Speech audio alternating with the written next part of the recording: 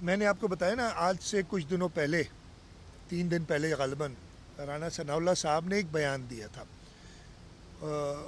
اس بیان میں انہوں نے کہا کہ جی مجھے جو میں نے سنا تھا کہ وزیر اعظم صاحب سے اور میاں محمد نواز شریف صاحب سے ہمیں ڈائریکشنز آئی ہیں کہ آپ انگیج کریں. ہم نے اسی وقت اس کو ویلکم کیا.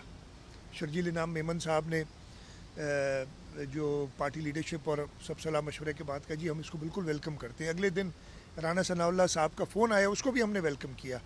تو وہ انگیجمنٹ انہوں نے کی تو ہے. اچھا میں صرف یہ کہہ رہا ہوں کہ کیا کوئی مجھے بتا دے کہ اگست کے بعد جولائی اگست میں جو کیا وہ کام بھی نہیں ہوا ہے. میں پھر سے بتا رہا ہوں کہ وہ کام میں کچھ تھوڑا سا مٹی ادھر ادھر کر دی ہے, مطلب 0.00001% کام جو ہوا ہے وہ بھی آج سے 10 مہینے پہلے.